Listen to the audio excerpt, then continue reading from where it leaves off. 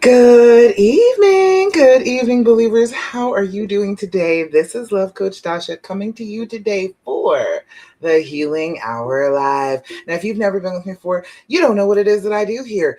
I am a love coach specifically for women who want to heal and reconcile after infidelity. I know it's horrible. You've been cheated on.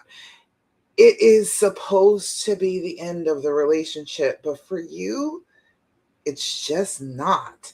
There is something about him, there's something about the relationship that you have together, there's something about your family, there's something about the love that you feel that makes you believe that you could maybe forgive him and move past this and get to a better part of your life together, one where this is not the thing all the time. It's not the thing that's constantly on your mind. It's not the thing that is causing you fear and anxiety all the time.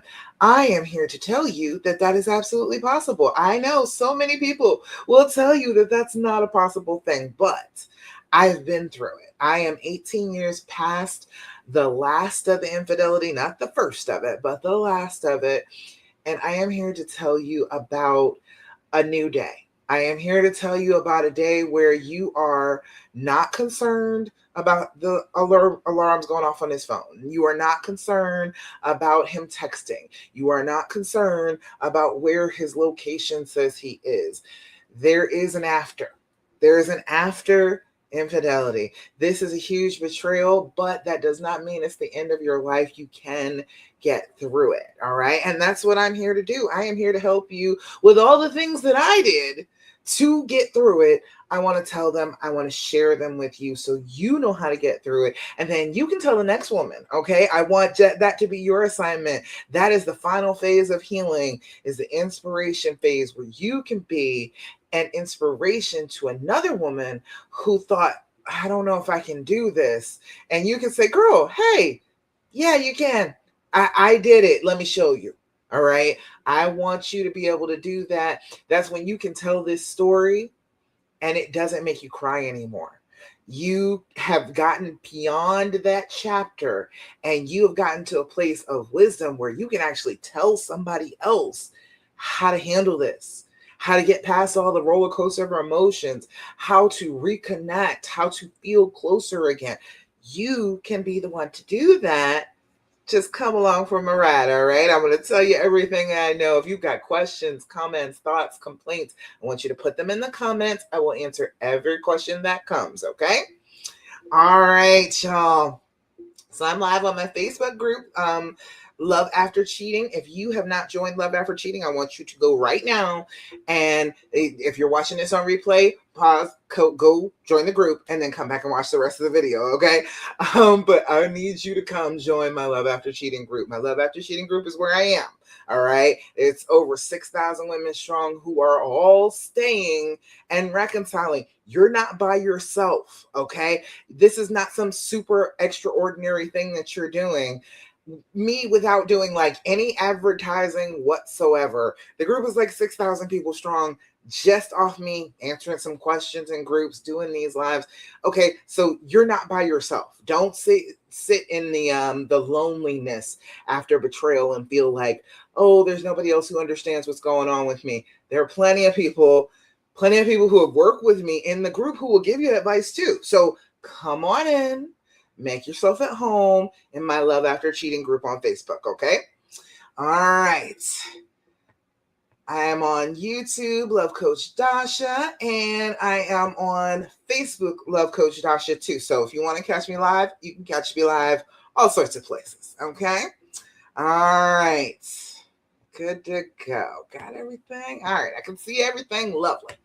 Okay. So first things first, we're going to go ahead and start with the basics. Okay. This is the stuff that you need to know. I understand that these things seem simple. I understand that these things don't necessarily feel like they are going to be attached to healing after infidelity, but these are things that will help you with trauma, and that's what has happened to you. You have been traumatized. You've been cheated on. If you've been betrayed by somebody that you love, that you had your heart wide open for, that is a trauma, All right. Your body is going to react to it like it is a trauma every day, all day, and twice on Sundays. Okay. You don't have to worry about trying to make it fit for infidelity. This is just trauma relief, just working on the effects of the trauma on your body. Do these things. I am telling you, if you do these things, you are going to start to feel better, even if you're not even communicating with him about it. Even if we're not getting more apologies and talking more about it, you will start to feel better doing these things. Okay. First thing that I'm always going to start off with every time we get together, because I want you to do it and I want you to remember, I want you to do your deep breathing. Have you been doing your deep breathing? I need you to jump on that, okay? I need that to be a thing. I need that to be every day. You take a little bit of time, 5 times a day. And I want you to do your deep breathing exercises consistently. Okay. What this does is it reverses the trauma breathing that you're doing when your body has been traumatized, because this is all physical. Okay.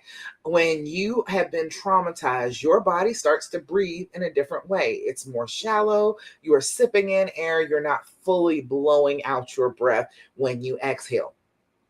All you need to do to tell your body that you are safe is to change the way you're breathing.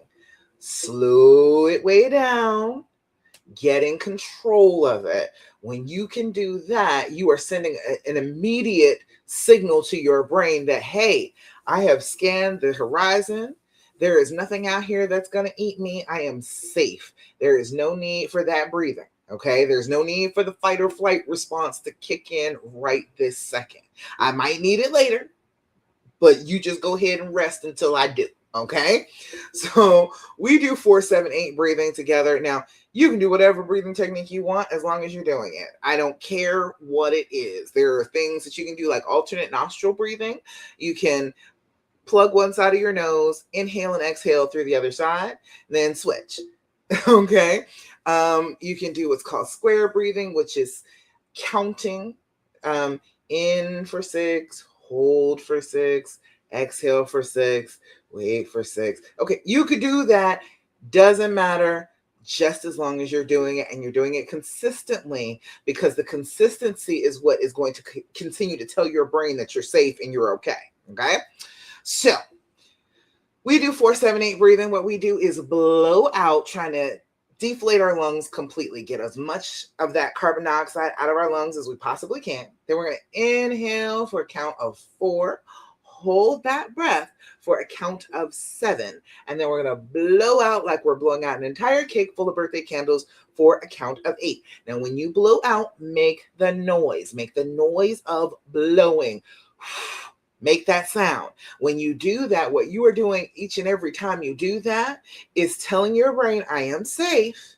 And you are creating a trigger that goes along with it. Triggers are just things that remind us of other things. Okay. If you are sensing it, if you are hearing it, seeing it, touching it, tasting it, smelling it, and it reminds you of a thing, that is a trigger. Okay. So if you hear yourself blowing that breath, that cool stream of air out of your body, you will remind yourself, you will trigger yourself that, oh no, I'm calm, I'm safe, everything is okay. Okay. All right, so we're going to do deep breathing together. Come join me. Do your deep breathing with me. We're going to do it 3 times for the sake of time for the live. All right. So first things first, we're going to blow out. Inhale through your nose. 2, 3, 4. Hold it. 2, 3, 4, 5, 6, 7. Blow out. 2, 3, 4, 5, 6, 7, 8. Again. Inhale. 2, 3, 4. Hold it. 2, 3, 4, 5, 6, 7. Blow out. 2, 3, 4, 5, 6, 7, 8. Last time. Inhale. 2, 3, 4. Hold it. 2, 3, 4, 5, 6, 7. Blow out. 2, 3, 4, 5, 6, 7, and 8. Beautiful. How do you feel when you do the deep breathing? Put it in the comments. Let me know what happens inside your body, because trauma is a physical thing. It is things that happen to your body. All right. The reaction to trauma is things that happen to your body. The things that are going to soothe that trauma are going to be things that affect your body too. So your deep breathing should affect your body in some way. Put it in the comments. How does the deep breathing make you feel? Okay. All right. The next thing that I'm always going to tell you every time we get together, a little thing that just works on trauma that you need to be doing to heal after infidelity is doing your journaling. Have you been doing your journaling? If you have not, I want you to jump on that. I need you to get to that immediately. All right. Get yourself a journal, something you will write in. Okay. It does not matter. This is my personal one. Okay. I like it because it's lavender and it's got dividers in it. It's got good, strong paper and it's got a spiral. I love a spiral. Excellent. The next thing is to get something you will actually write with. Okay. If you're like me, a pen is important. All right. This is one that my husband gave me. I think he gave it to me for Christmas. Excellent pen. All right. I've been using it ever since, just from my journal. Get yourself a special set.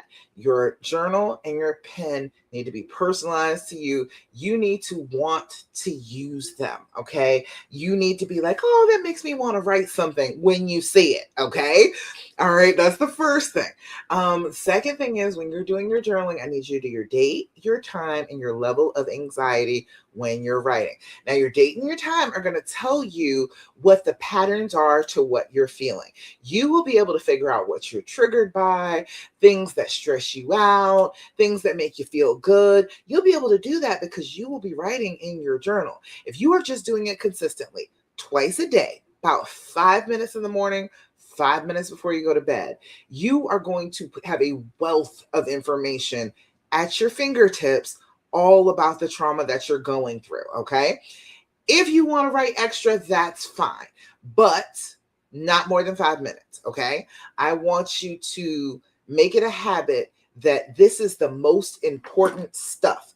In this book, in this special book, this is the most important stuff. This is the stuff that came to mind first, that bubbled up as soon as you woke up this morning, the things that were troubling you before you tried to lay your head down at night. That is what I need you to write that 5 minutes for. If you sit down and start writing and you're in that traumatic state, you're just going to keep on writing. You're going to be like, okay, if I write enough, maybe all the pain will go away and I'll feel better. No. This is not all in one shot. This is going to be a consistent thing that you're doing to regulate yourself, to get yourself back in control of your body and your emotions by writing down the thoughts that are most disturbing to you or loudest. It doesn't even have to be a disturbing thought. It could just be a loud thought. Write them down. Okay. 5 minutes in the morning, 5 minutes in the evening, and then periodically 5 minutes throughout the day. Do your date, your time, and your level of anxiety each time you write. Now, your date and time is going to help you through all of those entries. It's going to show you when things happen. All right. Pay attention to that. Then your level of anxiety. What we're doing when we're examining our level of anxiety is, number one, putting a face and a name to it. Like, okay, this is what I'm feeling. I'm feeling a little anxious. That's what this feeling is. That's why I want to open my journal and write. All right. Then you're putting a fence around those feelings. You're saying, yes, this feeling is bad and it could get big and bad, but it can only get so big. All right. So as big as it can get is a 10. 0 to 10 is the scale. 0 is no anxiety whatsoever. You are feeling great. All is right with the world. Write that down. In the midst of this traumatic thing you're going through, make sure you write down when you're okay. If you're not writing that down consistently and reminding yourself as you go back and look in your journal, you are going to think that everything is bad all the time, because that's what trauma does. Turns on all the negativity in your head and makes you believe that that is what is real. Okay. You've got to make sure when you're having a good day, write that down in your journal, put stars around that zero, and make sure that it's something that stands out to you when you go back through your journal. So you will know when your brain starts saying your life is just shit. You never had any good luck with men. You are just going to always be cheated on. Your life is going to be miserable. You can recognize that as anxiety. You can recognize that as the effects of trauma. And you can go into your journal and you can say, I know for sure that is not my entire future, because I, in the midst of all this trauma, had a 0 day like yesterday, a couple of days ago, last week. It was a couple of them. All right. You'll be able to prove that your brain is lying to you, which is super important as you're trying to heal from trauma, because that's a huge part of what trauma is. Your brain just lying to you about stuff.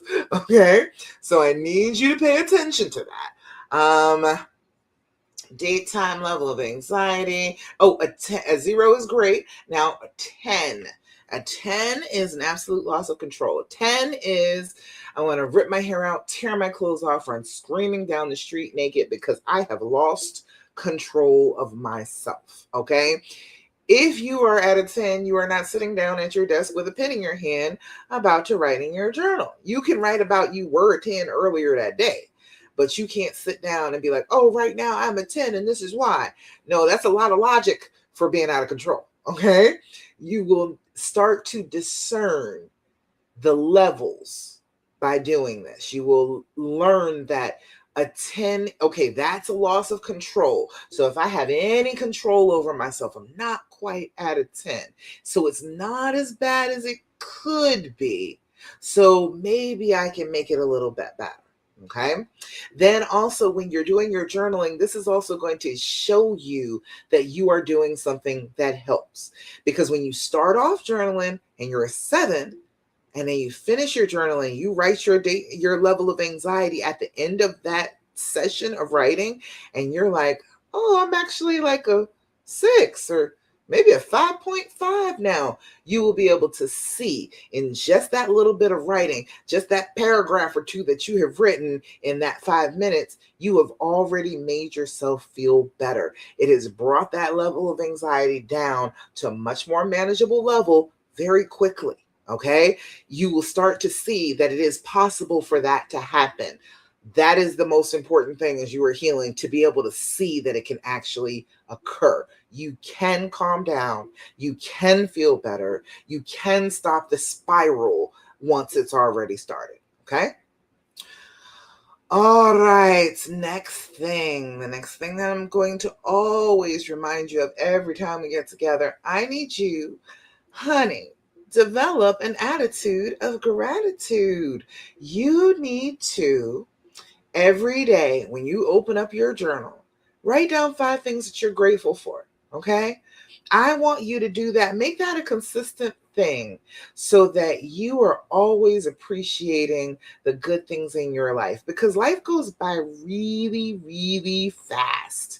And if you're spending a lot of it traumatized, you might miss a couple things. So if you are stopping every day and making your brain turn towards the things that you have gratitude for, the things that you are grateful are in your life, your brain will learn that that's what you want from it, and it will offer up those things more often. It will tell you, hey, look, this is a thing that's kind of like that thing you said you were grateful for. Are you grateful for this?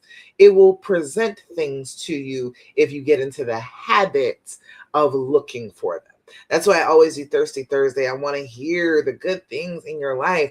Put in the comments things that are you're grateful for in your life right this minute. Even though the pain and the trauma of the infidelity are there, what are you grateful for right now? You will be able to find some things. You can find 5. I can guarantee you can look around your room and find 5. You can find 5 just off the top of your head. So if you are doing this on a consistent basis and expecting your brain to exercise that way, you are doing the opposite of what your brain does on trauma. Trauma, after this betrayal, will tell you everything is always awful.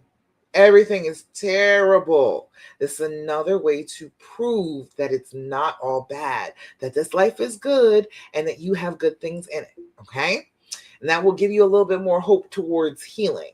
And that's why you need that. You need to be able to have hope that good things exist to be able to fully heal. If you don't think good things exist, what's the point of healing? Okay. All right. So you need to be able to know that. So put in the comments anything that you are grateful for today. Anything that you're like, oh, I'm so glad that this thing exists in the world today. I want to hear about them and I want to share them with everybody else. So put them in the comments, let me know, and I will share. Okay. All right. Last thing before we get all into the teaching for today, I want you to take me very seriously here and stop asking him all those questions about the affair. Okay. I know you want to. I know you're entitled to. I know that you're totally justified in it. I'm still saying it's not good for you. Okay. I am saying that that is a response from your trauma. Your trauma wants to ask questions. It wants to know things. So if you are consistently thinking this person in front of me, the person that I love, is a threat to me, I'm going to continue to believe that he's a threat to me, and I'm going to interrogate him like he's a threat. I want to find out everything I possibly can about this threat so this threat will not be a threat to me anymore. Okay. If you keep doing that, that's how you see your partner. You see them as a threat. It's real hard to heal from that. It's hard to pull that back if you keep on asking question after question after question, because you are cementing that feeling about him in your brain, because that's what the trauma wants. It wants you to feel like, oh no, you shouldn't trust him. You shouldn't be near him. You shouldn't have anything to do with him. He's scary. He's a perpetrator. You need to make sure to stay away from him. But ask him another question. Okay. All right. We got to stop that. All right. If you want to heal, you got to stop. I know that your brain will tell you that if you ask all the questions, then you'll heal. That's impossible. You could always come up with another question. You can come up with variations of questions. You can always come up with another question. So there is no end to the questions. There is no point at which your brain will be like, oh, okay, yeah, I've asked everything that I wanted to ask. There is no point that it does that, because this is a trauma response. It's an automatic response. And so every single time you let your brain wander off in that direction, it will think of another question to ask. You have to make the decision to stop asking the questions, to interrupt that loop in your brain, because that's what it's becoming. It's a trigger. It's like, oh, I want to ask him this question, and maybe I'll feel better after I get this answer. And then you don't feel better, and then you have another question because you think it might make you feel better. It goes on and on and on. It will not stop until you stop it. Okay. I understand that everybody else tells you that you should ask questions. I'll even give you that. But what I want you to do is ask better questions. That was what we were talking about last week. That's exactly the topic for last week, about asking better questions. Not just asking everything about this affair. Ask something that will actually bring you closer. So I bring you my cards from The And, THEAND. These are the good folks at the Skin Deep. And if you look on Amazon, you can find them. The And in the search on Amazon, you'll be able to find them. Okay. They're about $30 for this game, but it's 199 questions. Okay. And it's good questions. This is the healing edition that I'm reading to you from. And they're good questions for connection. They're good questions for trying to bridge a gap instead of trying to make more of a gap by asking a whole bunch of questions about the infidelity. Okay. So let's see a couple of these. First one says, what do you think I still deeply desire and why? That's an intriguing question right there. What do you think I still deeply desire and why? That's an excellent question. Isn't that a question that's better than the questions that you've been thinking of? All right. Is that a question that you would rather have the answer to? I would. Okay. I would rather know that one. I would rather sit down and have a conversation about that one. And all you need is like 3 of these cards. You do not need to sit down and do like 18 of these cards back to back to back.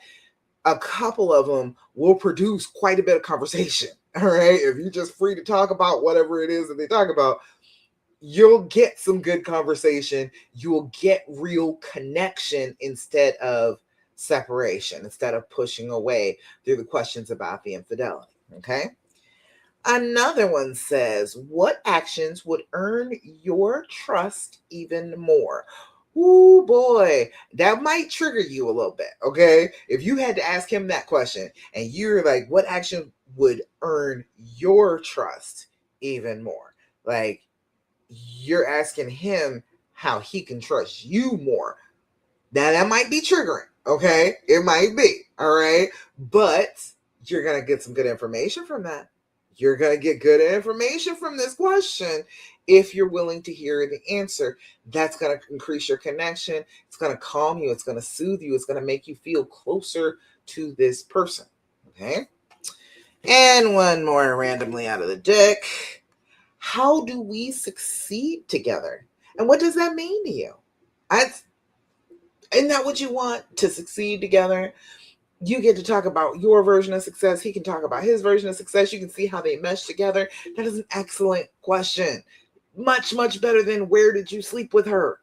Much, much better than did you kiss her? Did you tell her you loved her? Much better than those, okay? So how do we succeed together? And what does that mean to you? Okay? Excellent questions. Those are good ones today. All right. So I want you to maybe grab one of those decks. If you are having the brain itch, the traumatic brain itch of, I want to ask him a whole bunch of questions, buy this deck. Take the and go get that from Amazon and ask him those questions instead of the questions that you want to ask. It will scratch that itch a little bit so that you won't feel like, oh, I can't ask any questions. And then it will let your brain kind of rest. It's not anything that is going to be ammo for later. It's going to be things that connect you and make you feel better and more at ease. Okay. Fabu. All right, we're right on time here, right on schedule. Today, I have a little lesson for you. And this is for you if you have found yourself saying, if I just knew for sure. Let me know. Let me know in the comments. Is that you? Do you have that thought? If I just knew for sure after this infidelity. All right. I'm here to tell you today that you don't need another sign. Okay. I think one of the biggest reasons that women stay stuck after betrayal isn't because they don't know enough. They haven't asked enough questions. They haven't internalized it. They haven't thought about it. They haven't journaled on it. They haven't asked their therapist about it enough. I think it's because they're waiting for certainty. I am certainty. I was waiting for certainty. I want you to comment if you think that waiting for certainty about what will happen after this infidelity is holding up your healing after this infidelity. Is it keeping you stuck working towards, oh, I must be certain? All right. The reason we crave that certainty after betrayal is that our brains had a belief. That a belief is a mental acceptance of an idea, and in that case it's our trust, and we had belief, that acceptance, that trust was true, and it was real. It was a real thing. But then the betrayal came along and it shattered that trust, and so then it shattered our belief.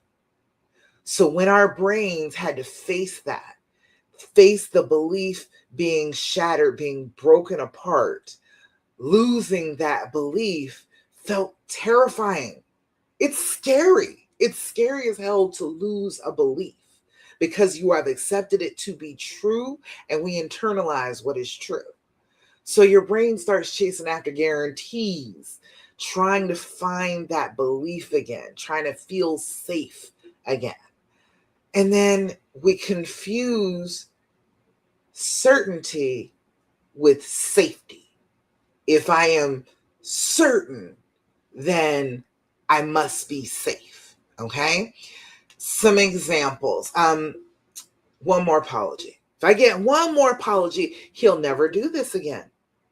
If I get one more conversation about it, he will totally understand why he's so in the wrong. Never do this again. If I get one more day of transparency, I'll be sure that he can be trusted with my heart. I'll be certain of it.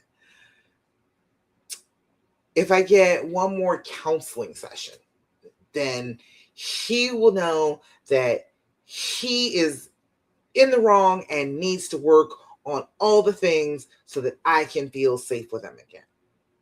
If I get one more sign from God, if I get one more sign from God, then I can have my faith again. I can have faith in him again. If I get one more gut feeling, and we know about those, right? We know about those feelings. If I get one more gut feeling in the positive, then I feel like I can allow myself to stay then. I can be certain that it's safe for me to stay if my gut tells me so. All right. After betrayal, certainty feels like safety, but those are not the same thing. Those are not two things that are exactly alike.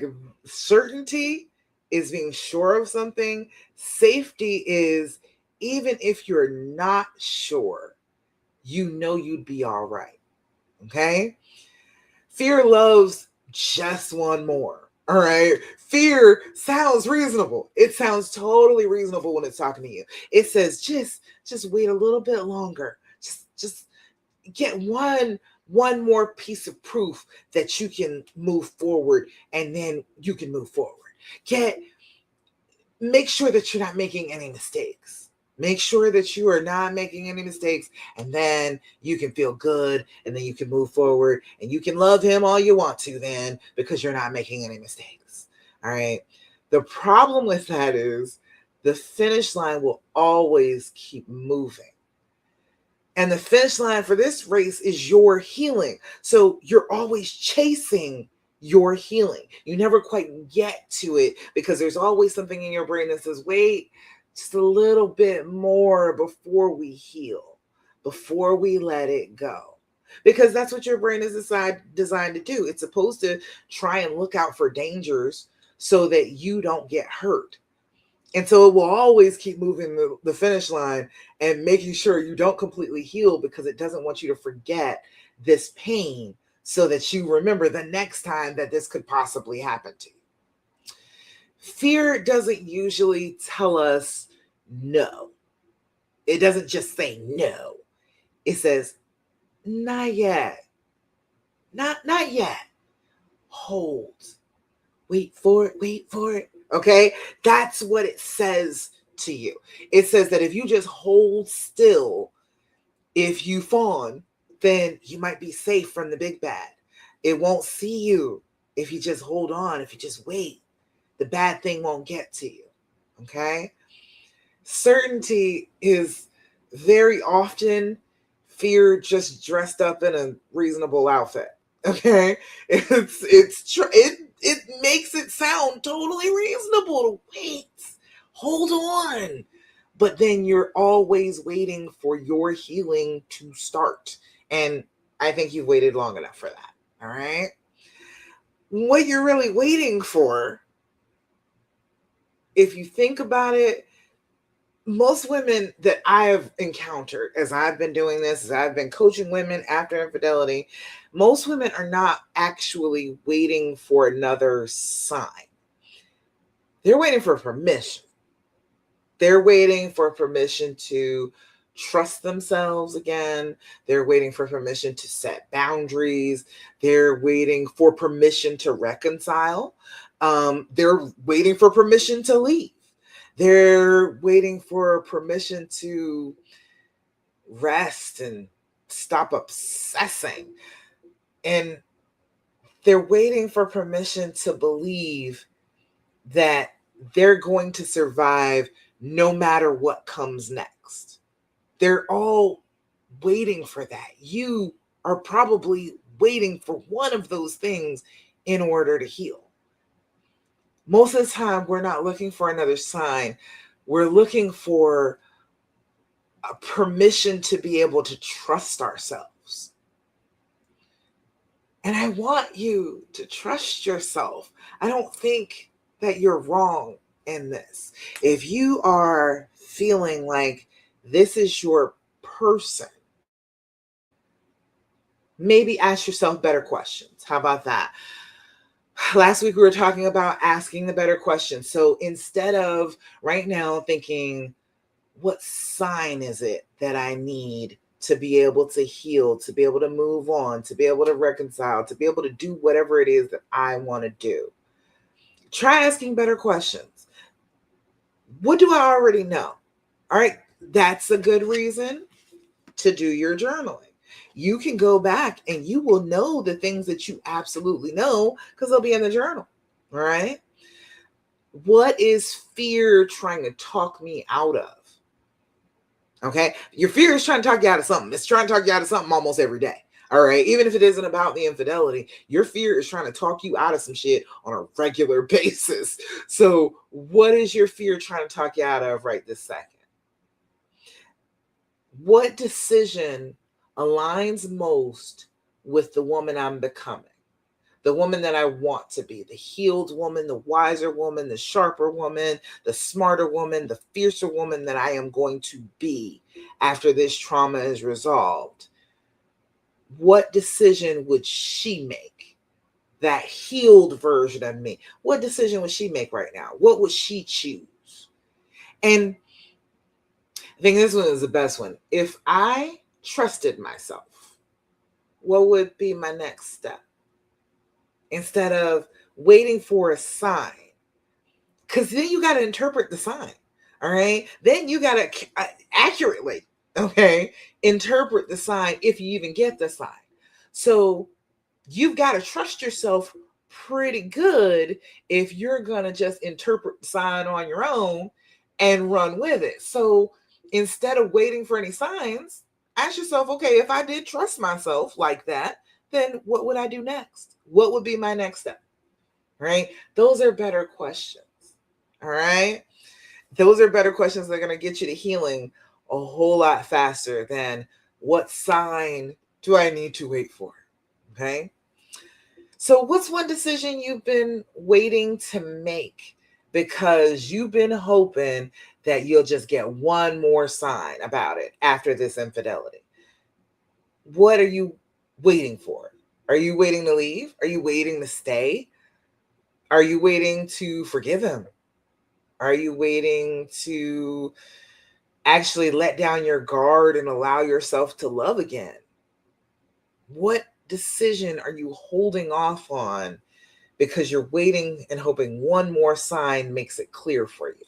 Put it in the comments. I want to hear from you. So, one of the things I love about coaching is helping women to start to separate fear, which is the main emotion when you've been traumatized, from wisdom, which is what you're going to gain from wrestling this trauma into submission. Okay, you are going to gain that wisdom. It's there inside you, but the fear is loud and the wisdom is usually a little quieter. So I like to be able to help women discern between the two. And sometimes they just don't need more information, they need clarity. That's why I created my Enchanted Clarity call after infidelity. I want you to put call in the comments and my bots will send you the info about that. You can get on a call with me and gain some clarity, not feel like you have to wait for another sign. And if you are waiting for another sign, this is the sign. This is the one. Put CALL in the comments and get the information about getting on a call with me, you will have clarity after you speak with me. Okay? All right. So I want to leave you with just the thought that you may never have every answer after the infidelity. It's 18 years later for me. I don't think I have every answer, but I have enough answers. And it didn't really matter because the healing didn't begin because I was certain. Healing after infidelity begins when you learn to trust in the woman you've become. You have been through something outstanding. You have been through something that is terrible for you, made you feel horrible, broke you down. But now you get to rebuild and be the person that you want to be as you are rebuilding. You can learn to trust that woman. All right. That's where your healing is going to come from, is trusting in you, inside out healing. Okay. It's not going to come from outside anywhere. It's not going to come from anything he does. It's not going to come from anything he says. It's not going to come from a lightning bolt from the sky. It is going to come from right inside of you. All you have to do is decide on it and then free it. Let it go. Let it come out. Do the things that you would do if you were healed and you were whole and you were happy again. You can trust that. You can trust that woman. If you do those things, that is the healing path. Okay? Good stuff. Good stuff today, man. I'm excited. I am so happy about getting these clarity calls out. I want you to get on a call with me. I love to do calls. I absolutely love to do calls one-on-one with you where you tell me about what's going on in this situation. And by the end of the conversation, you have a plan. That's the clarity that you're going to get. Not only are you going to feel a little bit better and you're going to laugh a little bit with me, you are going to have a plan for what comes next. And if you want to work with me beyond that, okay, great. I just want to get you on the path if I possibly can. The dreams formula, I put dreams in the comment if you would like a copy of my dreams formula to come right to your inbox. But my dreams formula is how I learned to heal and reconcile after infidelity. When this happened, everybody was giving me all this advice and none of it was working. Okay? Not a bit. None of it was working. And I went through and I figured out, okay, all these things that people told me and it did not work. I always ended up more miserable. Okay, what's the exact opposite of that? And that's what I'm going to try. All right. That's what I did. That's as simple as it got. I was like, okay, they told me that he has to make a decision.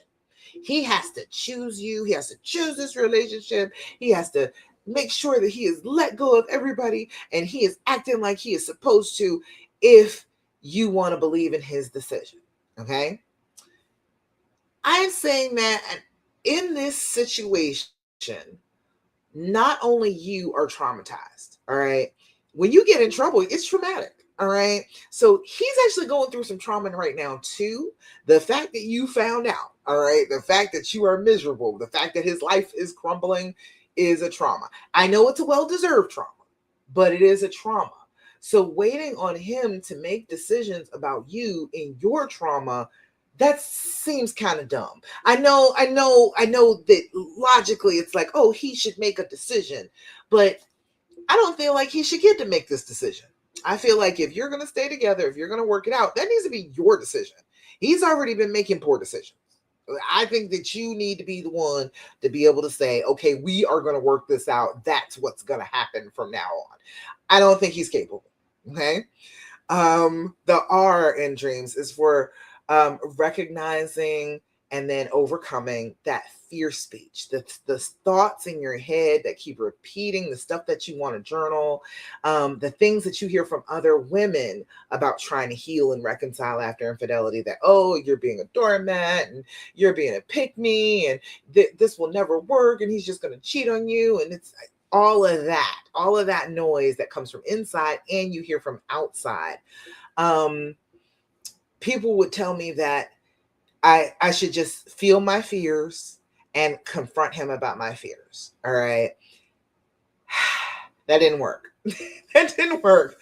What I had to do was recognize it as fear. Okay. Recognize those things that I was thinking and I was feeling as fear. And then actually work to overcome them myself, to push through to the other side. That fear creates resistance and you don't want to press yourself up against it, but the answers are on the other side. The answers are through the fear, not avoiding the fear, not trying to make it so that the fear goes away. You got to lean into the fear. You got to understand that, yes, I'm doing something that's scary. I am trying to recover my relationship after a severe trauma and a betrayal. That is a scary thing to do.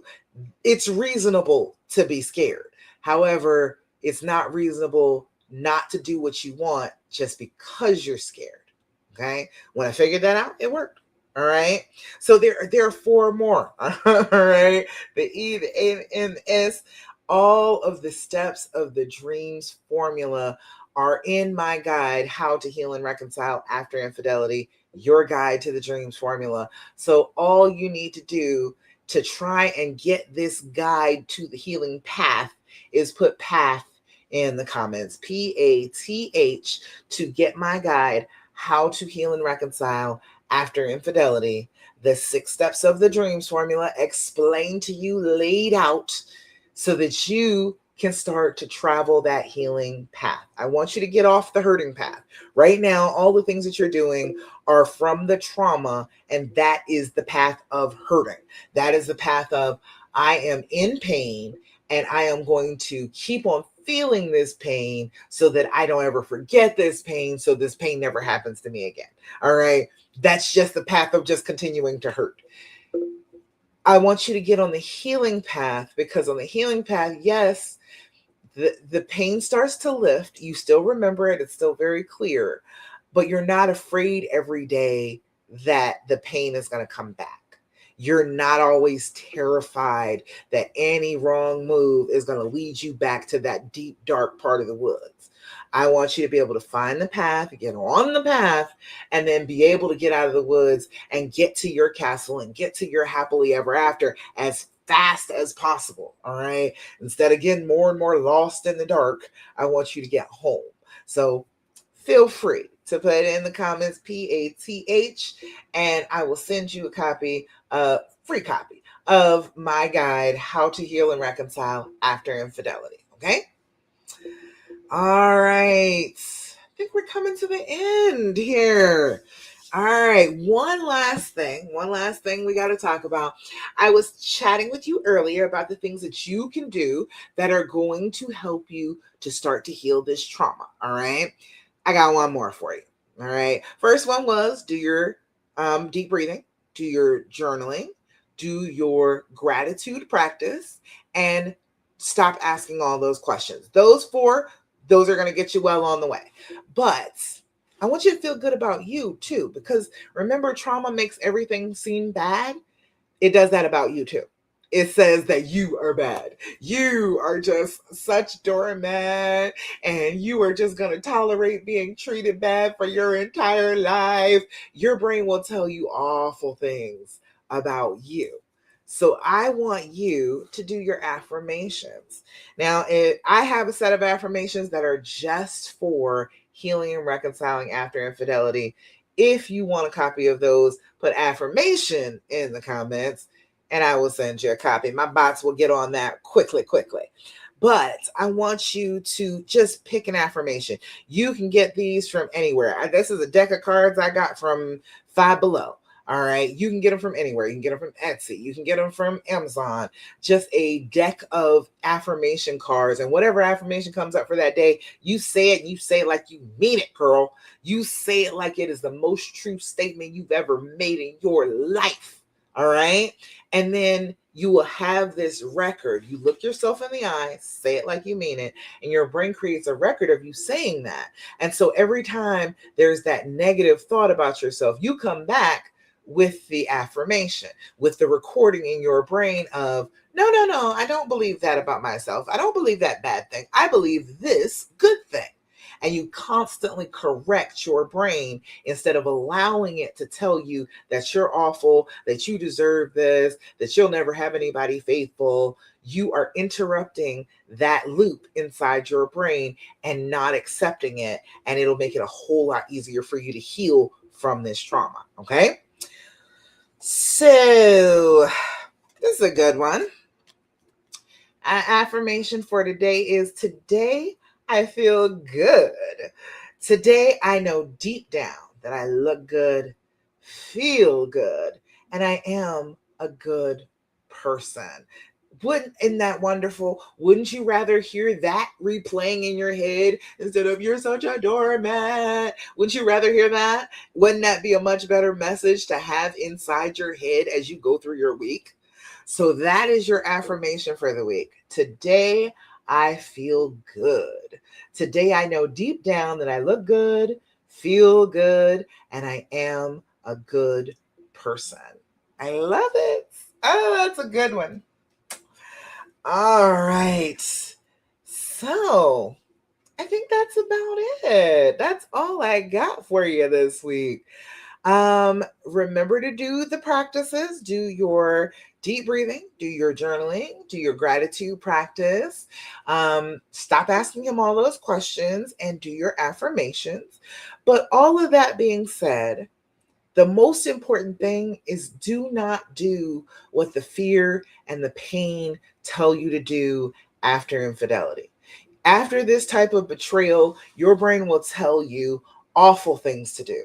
It will tell you, it will shout at you things to do that will not help you to heal in the least. So I want you, every time your brain screams one of those suggestions and it gets your heart to pumping and makes your breath come a little faster, I want you to sit with it for a moment. I want you to think about what the opposite of that would be. And then I want you to do the opposite. All right. That is going to be the healing path every time. Chances are, if you do the opposite of what the fear and the pain tell you, you will be in alignment with part of the dreams formula going forward. Okay. So you will be on the healing path if you decide to do the opposite of what the fear and the pain tell you to do. Okay. All right. Let me see. Any questions, comments, thoughts, complaints? None over there. None that I see here. All right. Fabulous. So I guess that's about it. That's about it for today. Thank you so much for joining me for the Healing Hour Live. If you have been through infidelity and you want to heal and you want to reconcile, put call in the comments so I can reach out to you about getting on call with me, a clarity call about what to do next, how you get out of the pain that you're in and head towards healing and reconciliation with the person that you love. Okay. I love you. And I'm so, so proud of you. If nobody has told you this week, they need to, because you are super brave, girl. You are brave and compassionate and loving, and we need more people like you in the world. So I am proud to know you. I am proud that you exist on this planet, and I am proud of what you are doing. You are not doing the wrong thing, following your heart, following your desires. You know what is best for you after the pain of this betrayal. And if you decide that healing and reconciling is the path that you want to tread, I am here every minute of the day to help you with that. Okay? All right. That is about it. I will be back with you next week, 9 p.m. Eastern Standard Time, for the Healing Hour Live. Bye, y'all.